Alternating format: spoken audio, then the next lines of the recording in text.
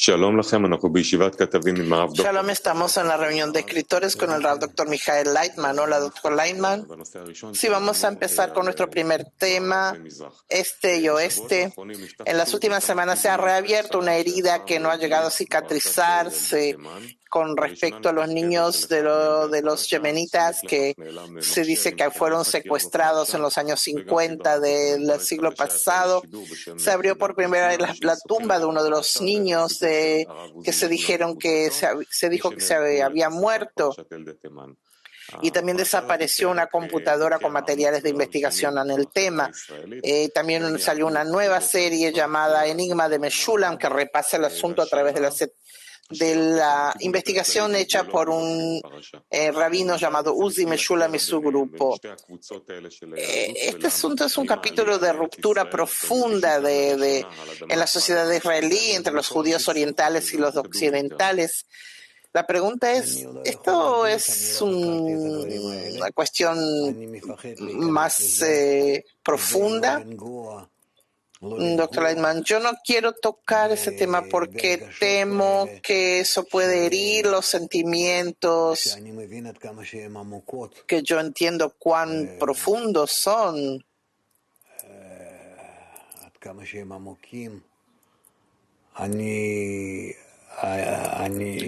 Yo conocí en la sociedad yemenita en Rehovot, cuando vivía allí. Mi trabajo era ahí también, en este grupo. No puedo decir, a mí me parece que se trata de un problema que no sé cómo ha llegado a una actitud así precisamente contra la colectividad yemenita, pero ellos acuden a médicos y a investigadores y dicen que según el análisis que les hacían a los yemenitas no son como el resto de los judíos que no tienen el mismo gene. No sé exactamente cómo se explica esto, que no es lo que es común encontrar en los judíos, que los yemenitas no estaban entre los que salieron de Egipto, incluso antes y también después. Los judíos, se trata de la colectividad judía. Yo no sé, hay aquí un problema, yo no lo investigué, pero escuché de cosas que tampoco les puse mucha atención, porque hoy en día, ¿cuál es el tema?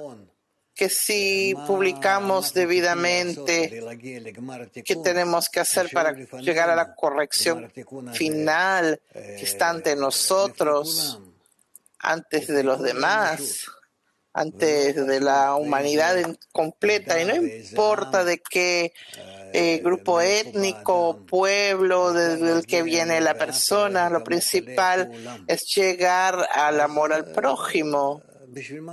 Entonces, ¿para qué tenemos que rebuscar estas cosas? ¿Quién tiene razón? ¿Quién no?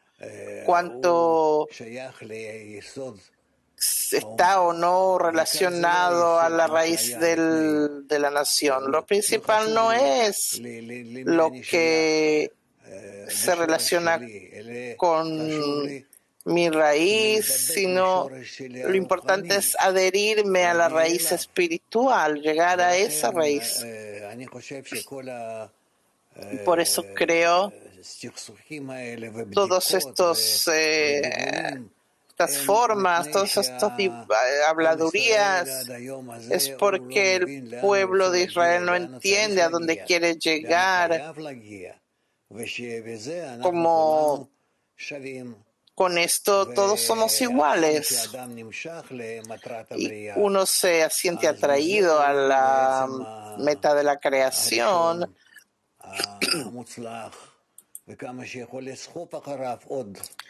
Con eso puede atraer más personas y esa es el peso que uno da a su identidad como Israel.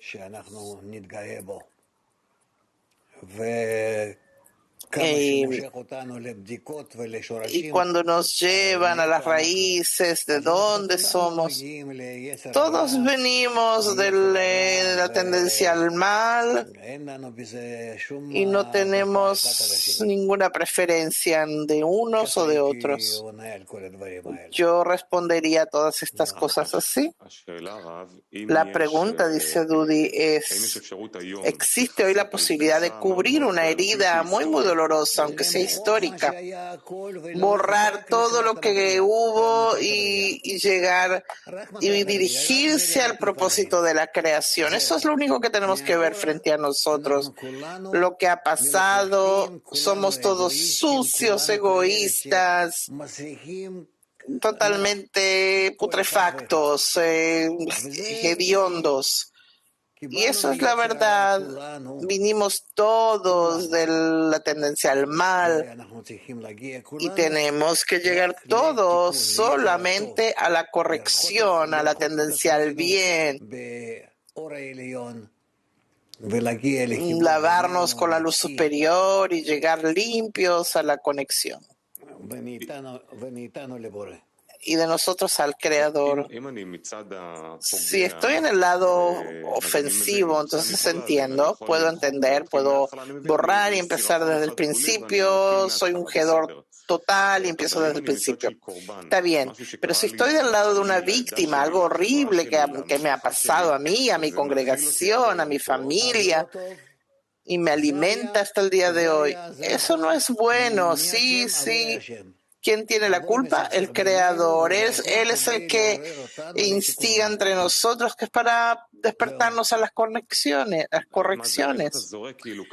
Pero así tiramos algo y empezamos de nuevo. ¿Cómo hacerlo, Dr. Lightman? Eso está relacionado con la providencia superior.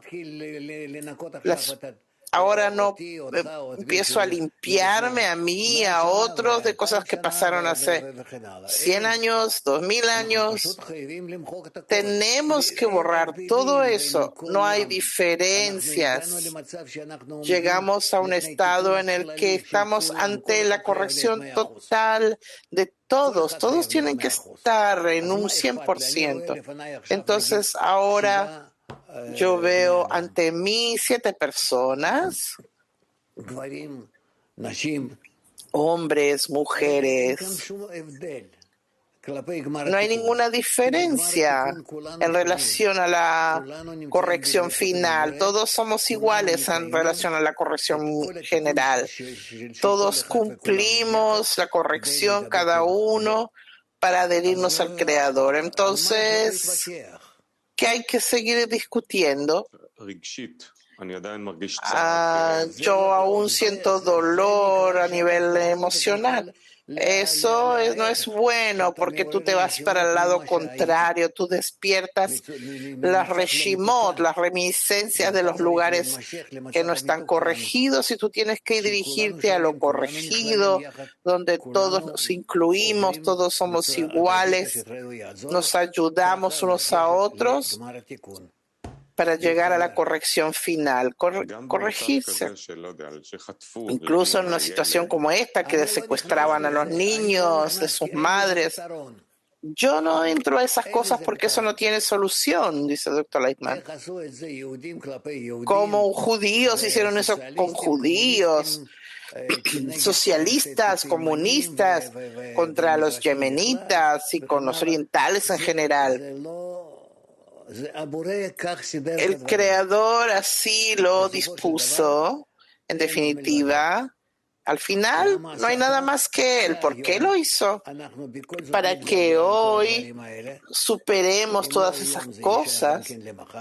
Y si no hoy, mañana, y vamos a tener que superarlo de algún momento, hasta que todo cubra las transgresiones con amor. Eso es lo que yo veo ante mí. ante nosotros, cubrir todo el pasado con el amor de hoy. Entonces estamos hablando de casos terribles, lo único que hay para hacer es espiritual. No hay otra cosa, dice el Dr. Lightman. ¿Cómo puedes hacer algo? Hicieron. ¿De dónde vino? Porque el Creador lo abrió. Él le dio esos pensamientos, esos medios, todas estas situaciones. Y eso fue lo que pasó. ¿Pero para qué? Dice Dudi. Esto puedes ir a él y preguntárselo. Bueno. Es por todo lo que ocurre en la historia, dice el Dr. Lightman. Pero de momento que tú lo corriges como tiene que ser, entonces tú recibes una aceptación, un reporte y una corrección total. Bien, gracias. Norma, pasemos al próximo tema, el Día Mundial del Medio Ambiente. Norma, ¿sobre la guerra? No, del medio ambiente. Un segundo. El Día Mundial del Medio Ambiente fue celebrado por la ONU esta semana, el 5 de junio, como un evento global para incentivar la acción contra la crisis climática. La ONU estima que se nos está acabando el tiempo, la humanidad está utilizando los recursos mundiales más rápido de lo que puede recuperarse naturalmente. El tema del Día Mundial del Medio Ambiente de este año es solo una tierra. Entonces, ¿qué puede hacernos darnos cuenta de que solo hay una tierra?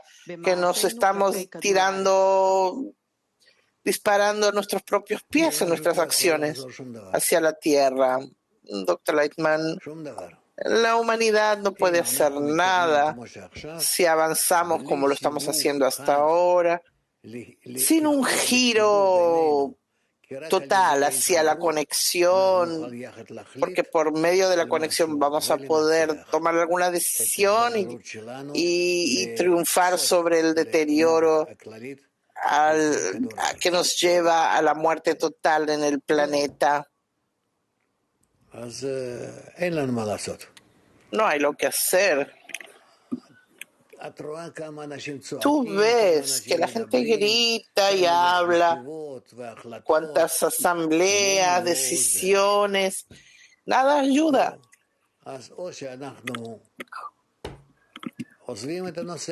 O que dejamos ese tema, o que vivamos lo que se puede,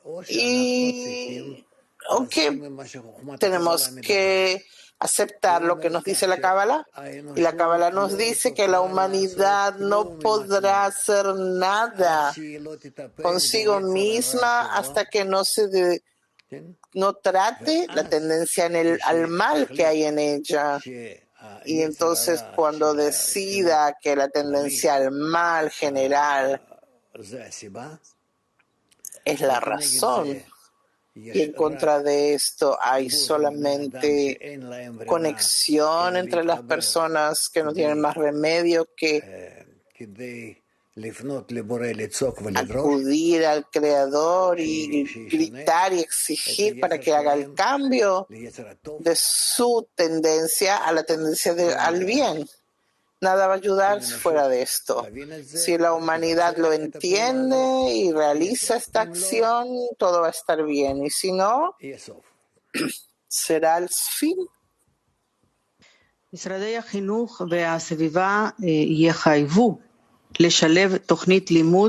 Entonces, los ministerios de Educación y Medio Ambiente están obligados a incorporar un currículo sobre crisis climática. Aquí en Israel, desde el jardín de infantes hasta el último grado de la secundaria, quieren usar 30 horas al año. ¿Es esto útil?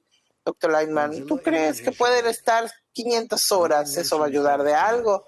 No se trata de el Ministerio de Educación ni la cantidad de horas. La cuestión es para qué hay que llevar a los estudiantes, a los alumnos, a la comprensión. Todos los habitantes de la Tierra, así como viene digamos, una nave espacial que nos viene a destruir, y nosotros en el planeta tenemos que prepararnos. Es exactamente lo mismo.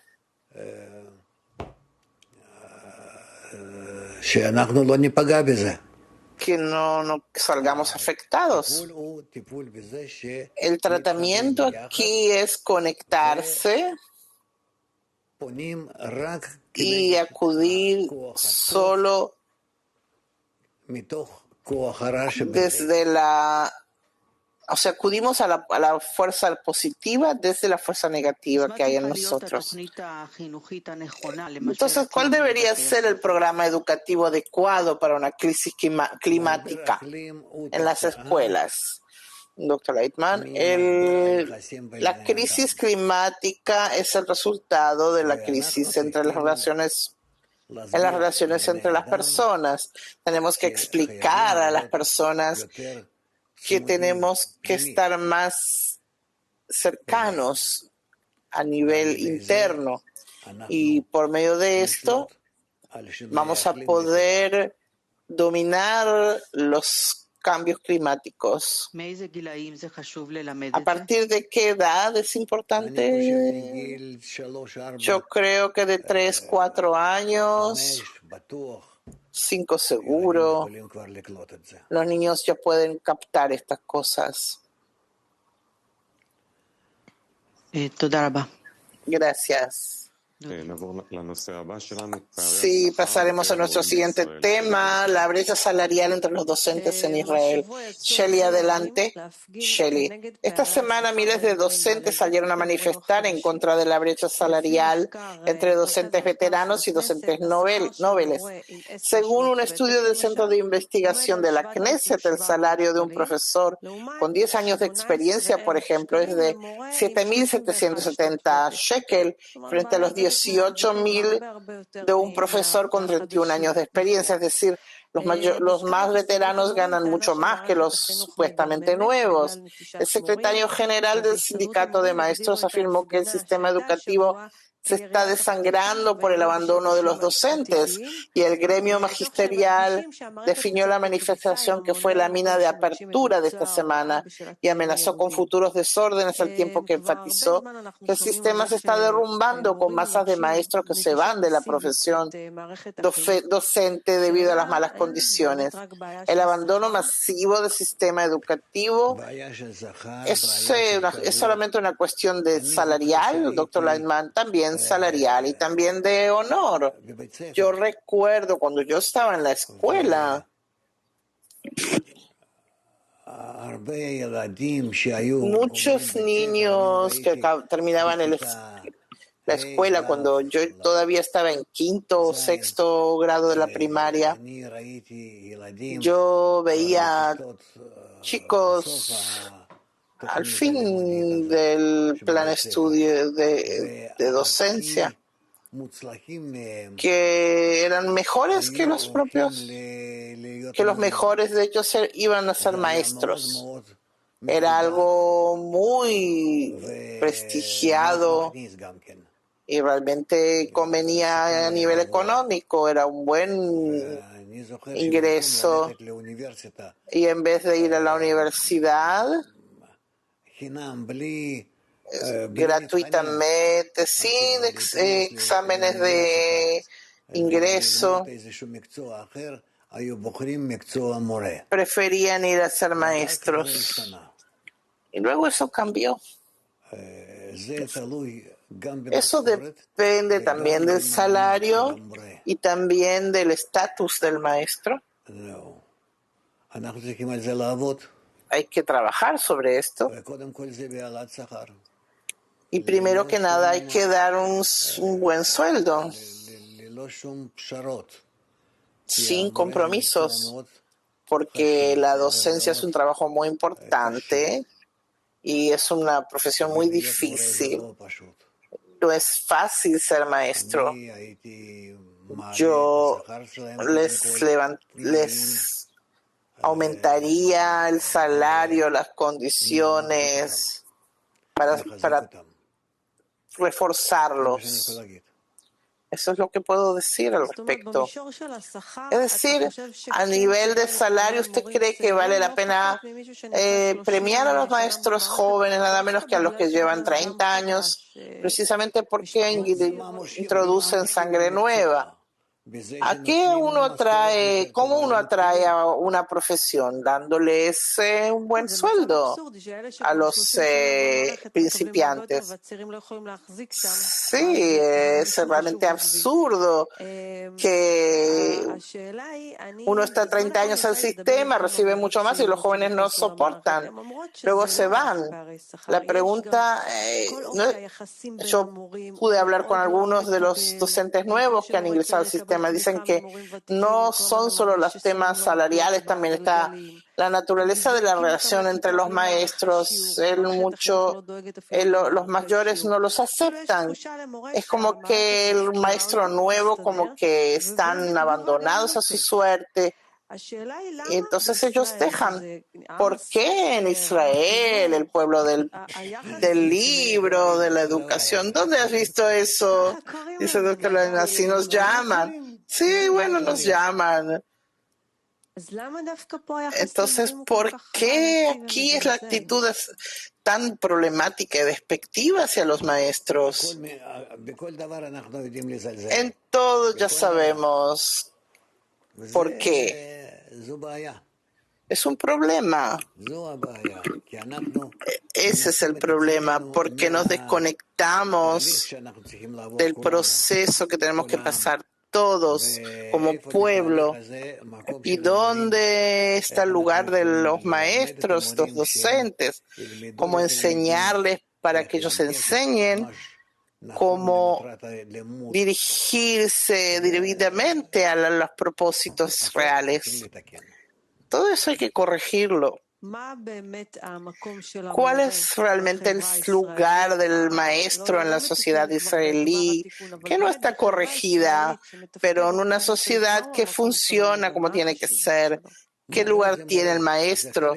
El maestro es un guía, dice el doctor Leitman. Educa, les da una dirección, una actitud hacia la vida a los alumnos. Para los niños tiene que ser un sostén vital. Tiene en su mano una vara que los señala el camino. Tiene que sentirse orgulloso de su trabajo. Los niños tienen que sentir esa sensación que proviene del maestro. ¿Cómo nosotros como sociedad podemos darle esa sensación a los maestros? En un estado en el que todos despreciamos a todos, también despreciamos a los maestros, dice el doctor Leitman. Y por eso es lo que recibimos. El resultado de que no hay una educación a todos los niveles de la población, a todo el espesor. Entonces vemos tanto en maestros, en niños, en padres. Si hablamos de que tenemos que llegar a la corrección general en la sociedad, tenemos que repartir la sociedad en maestros, alumnos y padres, más o menos. Y entonces ver cómo promovemos cada una de estas fases hacia la corrección general. ¿Qué significa? ¿Los padres también tienen que pasar una educación o solo los niños? ¿Cómo? Dice el doctor Leitman. ¿Cuántos alumnos tienes? ¿Millones? ¿Y el doble de esto tienes padres? Entonces, ¿cómo podemos no tomar en cuenta a los padres? ¿Quién tendría que educarlos? Pregunta Shelley. Doctor Leiman, los maestros no es solo para niños. Yo me refiero a un maestro como una persona que tiene su parte en la sociedad, en la que se ocupa de la población para prepararlos para el final de la corrección. Entonces, si entiendo bien, en las clases de padres no se necesita un maestro por cada 30 padres, sino que un maestro puede ser alguien que realmente enseña a millones. Millones, no creo, dice el Dr. Lightman. Tiene que formarse un sistema y ver cómo funciona. Shelley, la pregunta respecto a maestros nuevos que se encuentran en el sistema, ¿les conviene dejar o quedarse para mejorar sus condiciones? Doctor Ayman, yo creo que hoy por hoy, en forma real, tenemos que arreglar las relaciones con ellos, que haya un proceso normal con el trabajo con los niños y darles también un buen sueldo, no como el de los más veteranos, pero seguramente mejor de lo que reciben hoy. Hoy en día los estudios muestran que una persona que va al lugar de trabajo nuevo busca principalmente un significado. Esta es una de las condiciones más importantes. ¿Qué les dará a los maestros un sentido de verdadero significado en su trabajo? ¿Cuál es la recompensa emocional que pueden recibir, doctor Lightman? Si saben que ellos, junto con los otros maestros, actúan para educar a la próxima generación, es lo más importante para un país, y realmente lo hacen, no hay un trabajo más importante. Shelley, si el gobierno para el caso tomara, si pudiera usted dictar la política, ¿cree que la educación en Israel debe ser lo más importante o que lo que viene después, digamos, de la seguridad? ¿Dónde lo pondría en la escala de la importancia? Doctor Landman, seguridad, educación, salud y luego el resto. Gracias. Próximo tema, dice Dudi, israelíes adictos. Un nuevo y alarmante informe del Centro Israelí para las Adicciones se relaciona con el año 2022 y escribe que 1 de cada 7 israelíes está lidiando con la adicción. La encuesta hace referencia a cambios en los últimos 5 años, durante los cuales cerca de 500,000 de personas se han sumado a este peligroso círculo. Este es un aumento del 25% desde el 2018. Ahora, el 21% de los adictos tienen entre 18 y 35 años y los tipos más comunes de adicciones son el sexo, la pornografía, el alcohol, el cannabis y, por supuesto, las adicciones al juego y a los juegos de computadora. Sin entrar en la causa de la adicción, ¿qué es lo que generalmente hace que nos volvamos adictos, doctor Leitman? Esto lo vemos en los niños y también en los animales. Cuando uno se acostumbra a ciertos actos y recibe una respuesta en nuestro cuerpo, se producen ciertas sustancias que el cuerpo segrega y uno recibe un placer al repetir ese estado. Puede ser acciones, puede ser por alguna sustancia química.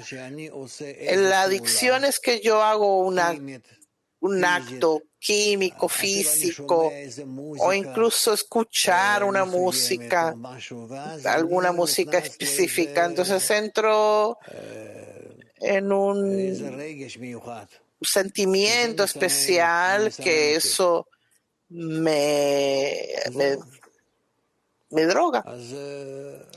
Entonces, especialmente cuando está relacionado con el tema social, que esto me desconecta con los problemas, etcétera. Eso se sabe. ¿Se puede decir que debajo cada adicción hay una raíz emocional Para la adicción no, pero hay personas que tienen más o menos tendencia. Algunos que se hacen adictos con más facilidad que otros.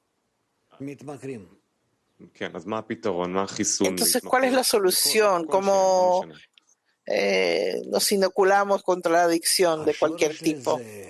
La raíz de esto, dice el doctor Ayman, es que nuestro cuerpo segrega sustancias como cuando uno escucha alguna música que uno conoce y le gusta, entonces empieza a estar en una calma, en alguna sensación que te cambia.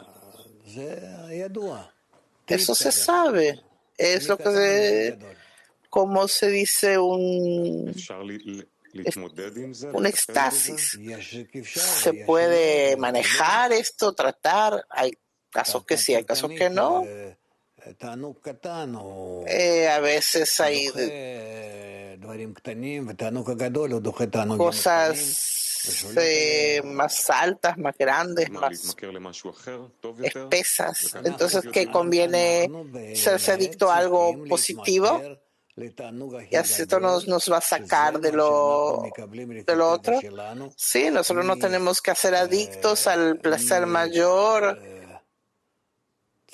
que nos saca de esas situaciones, esos trances, y es la adhesión al Creador. La adhesión al Creador es el placer más grande que hay. Eso hay que hacerse adictos, ¿sí? Que es ese placer que estamos totalmente llenos de esa sensación que nos llena en forma infinita. ¿Por qué esto ocurre precisamente a los más jóvenes, el tema de la adicción? ¿Por qué buscan placeres? Dice el doctor Ayman. Cuando uno más madura, entonces ya empieza a hacer más cálculos, tiene menos energías para ocuparse de esa búsqueda. Mientras que los jóvenes principalmente quieren sentirse bien.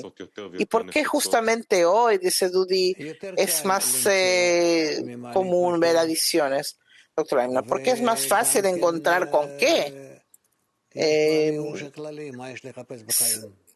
Y también el tema de la desesperanza. Tómate algún trance y pasa el día.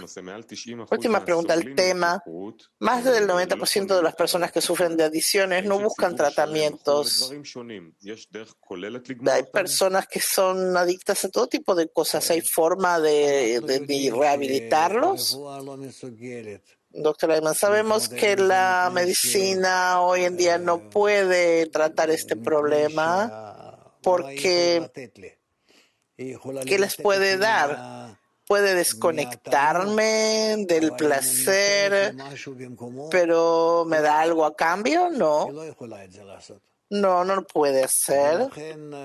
Y es por eso que uno no acude a la medicina en estos casos. Si la medicina da medicamentos que son alternativas para las drogas, por ejemplo. Son estas drogas en lugar de aquellas, no es una solución. Sabemos que la droga,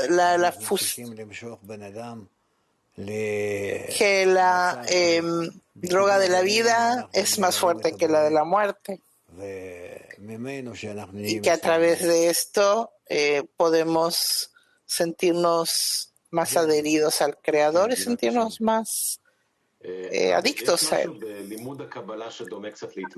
Gilad, ¿hay algo en el estudio de la Kabbalah que es similar a la adición? Sí, hay algo en eso, dice el doctor Lightman, pero no es una adición que uno no puede desconectarse de ella, sino más bien una sensación, una emoción hay cosas que tenemos que sentirlo como la poción de la vida y no la poción de la muerte. Tendremos que hablar de esto. No es que ahora podemos hacer de esto una charla, pero sí es una adición. La poción de la vida frente a la poción de la muerte. Y tenemos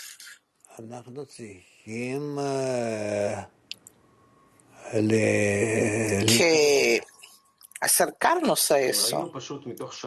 Sí, vimos a lo largo de años de estudios con usted que hay gente que viene que fueron adictos a las drogas, al alcohol, todo tipo de cosas, y en forma natural empiezan a aprender y ya no quieren más de eso.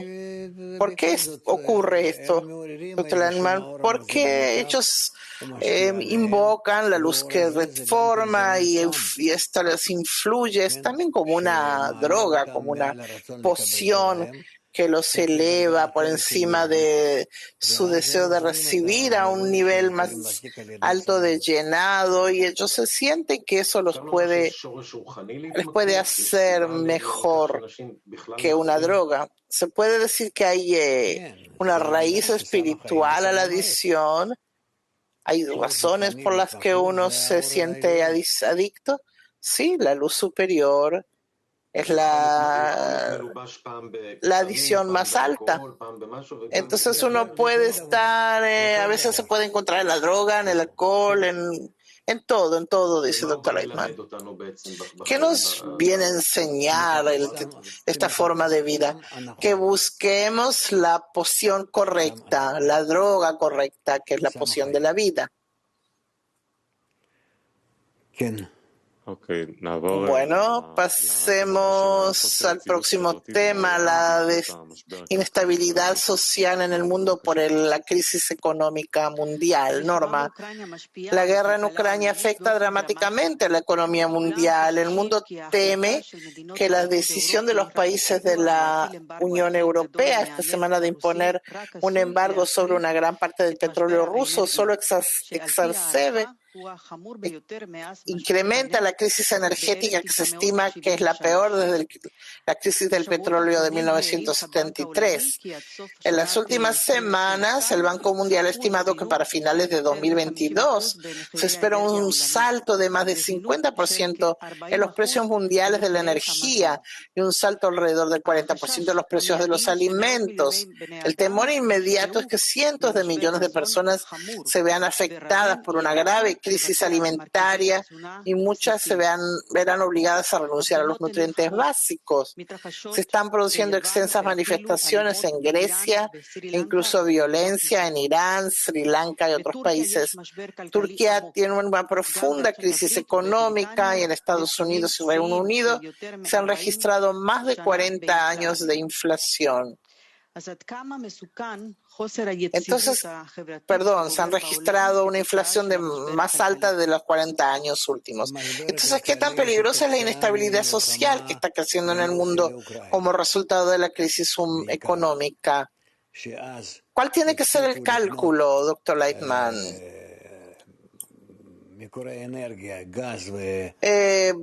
Todo esto pasa por el tema de la guerra entre Rusia y Ucrania, y esta guerra por sí ha producido un estado en el que no pueden traer el trigo y los cultivos, que creo que es un 30%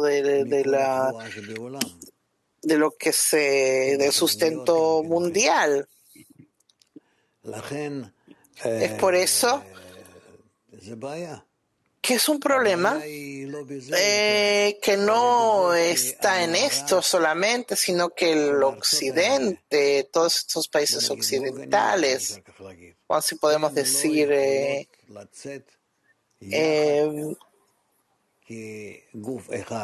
no pueden salir en contra de Rusia como un solo cuerpo. Por eso, sí, durante los 40 últimos años que compraban a los personajes en el occidente, dentro de lo que se puede decir quizás los países de burgueses, y los rusos por eso pueden continuar el juego, ya no lo pueden hacer como antes. Yo no veo una solución rápida, porque la solución tiene que ser de que todos entendamos y veamos la existencia de los problemas. Solo después que todos estos problemas se revelen, se pueden empezar a solucionar. Por eso el tratamiento va a ser prolongado hasta que todos entiendan cuáles son los problemas y todos vean que tienen que superar el ego particular de cada persona y de cada país, y solo entonces habrá alguna solución, pero antes no. Nosotros entramos a una fase en la última generación en la que todos estamos dentro de este conflicto y no va a acabar pronto. Y no va a acabar de forma placentera. Tenemos que solucionar aquí muchos problemas en el ego particular de cada país y en el ego general de lo que es el este y el oeste. Y vamos a ver qué va a pasar. Mientras tanto, no parece, ni siquiera se ve en el horizonte alguna solución que se pueda dar a todo este problema. Pensamos que pronto los rusos van a aprovechar o los ucranianos van a abusar uno del otro. No, esto no va a acabar ahí. Hay aquí fuerzas adicionales que se van a revelar y van a entrar en la lucha, y todo es para llevar a la humanidad a la comprensión de que no hay otra alternativa. Tenemos que vernos, no unos en contra de los otros, el occidente contra el oriente, sino tenemos que llegar a un estado en el que tenemos que estar todos conectados. Y eso es posible solo si hacemos la conexión por encima del ego general de todos. Yo no creo que va a haber una solución rápida, a pesar de que todos quieren que esto acabe, porque todos sufren por los aumentos y la falta de alimentos, y eso va a alcanzar a cada uno. Ni siquiera empezó todavía. Y hay que hacer aquí un recuento interno. Y con eso vamos a trabajar con ustedes. ¿Cuál tiene que ser este recuento interno? Tenemos que elevarnos por encima de nuestros cálculos egoístas personales, de los individuos, de la sociedad, así cada país, porque si no, de otra manera llegamos a estados que no vamos a poder subsistir. ¿Ya? Al principio usted habló a la última generación. La pregunta es cómo el mundo cambia como resultado de la guerra y también del COVID, porque vemos también resultados de la pandemia de los últimos 2 años. Dr. Lightman, yo no creo que el COVID hoy en día ya es un problema. Van a haber otros problemas similares, quizás un poco más diferentes, pero también son cosas que nos ayudan a formar un mecanismo internacional para entendernos mejor, para reconocer que sufrimos por el mismo problema. Eso es bueno. Eso nos acerca. Eso quiere decir que la humanidad aprende algo de los golpes que está absorbiendo. Sí, aprende. ¿Qué? Que hay un sufrimiento general y se comprende más.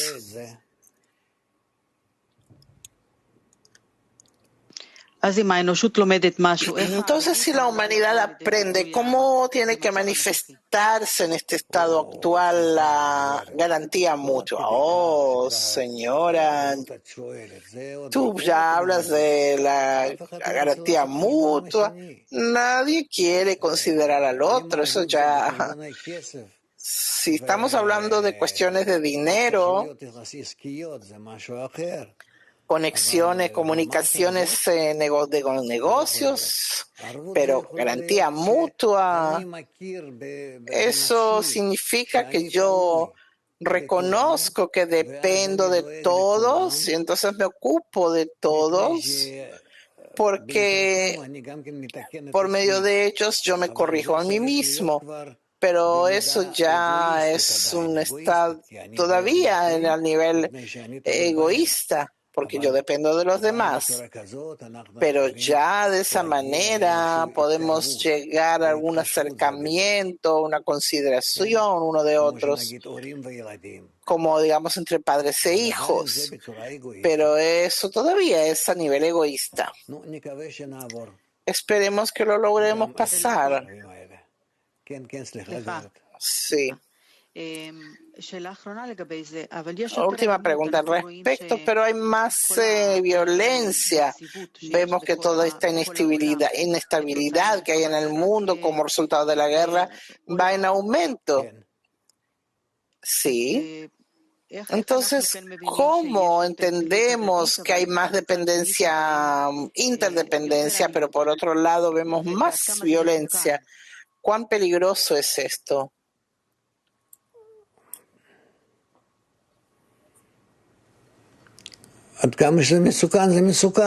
Es peligroso, dice el doctor Leitman, hasta el nivel de guerra y hasta destrucción, que casi total, pero por un lado. Pero por otro lado, esto nos enseña qué sistemas podemos formar para que no se produzcan daños tan grandes al planeta y a nosotros mismos, para que podamos seguir existiendo sobre este planeta. ¿Ves lo que está pasando? Esto nos está enseñando esta guerra, cómo nos enseña a todos cómo tenemos que estar en conexiones de algún tipo.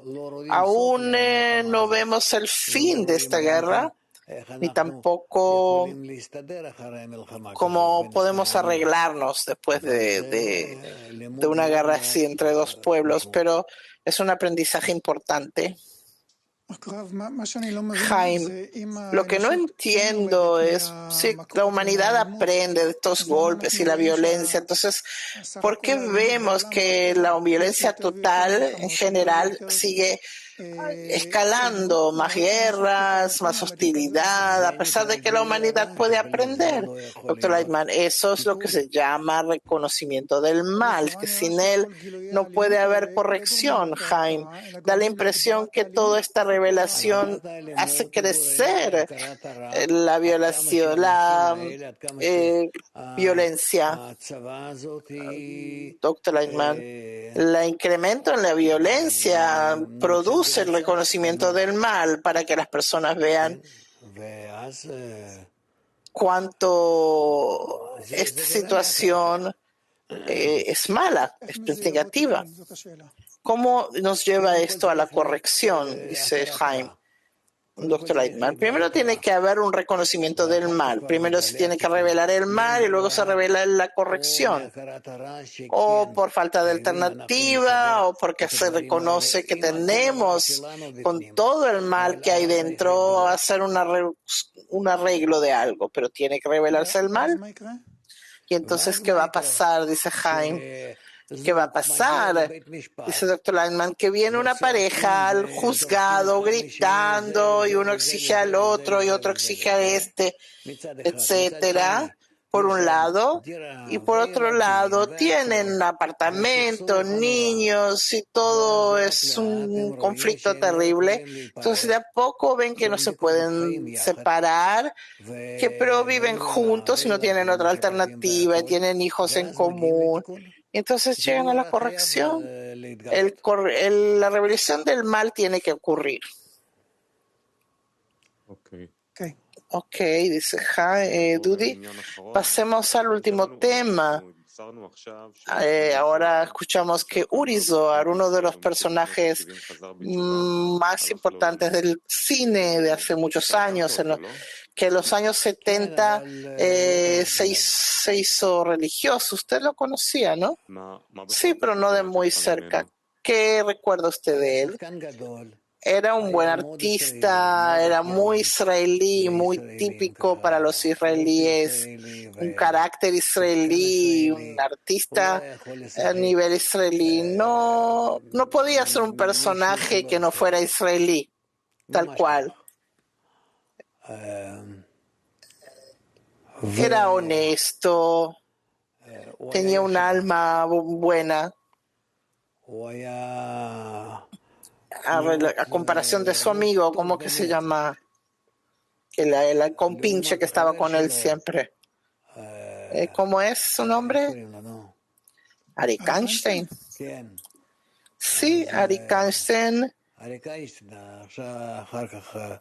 Después, que era un cantante también muy, muy famoso, entró al judaísmo, se llamase Uri Zohar, se quedó como él.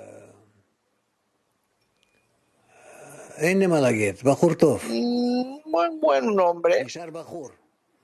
Se quedó así con un alma muy joven. Me caía bien él. Pero no tengo mucho lo que decir sobre él. Era algo más lejano a mí.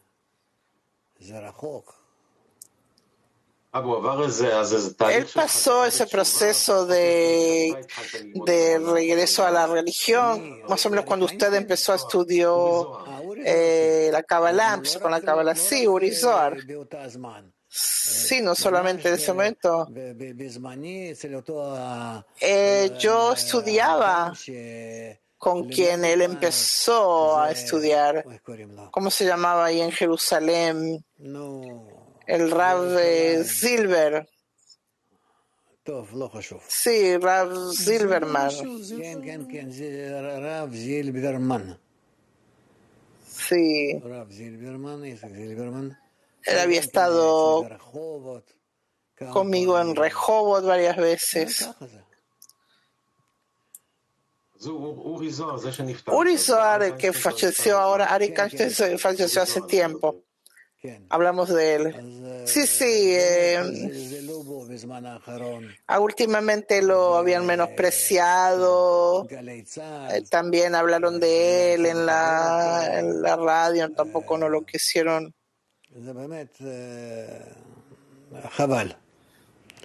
En principio no lo aceptaron mucho, pero tuvo una vida no muy fácil, pero muy buen artista, muy buen actor. ¿Qué le gustaba a usted en él? Que él personificaba al israelí en un lindo humor, no un humor negro, sino un humor cálido. Eso. ¿Y cuál es su atributo a la sociedad israelí? Él demostró a la sociedad israelí su rostro, que a pesar que son intolerantes,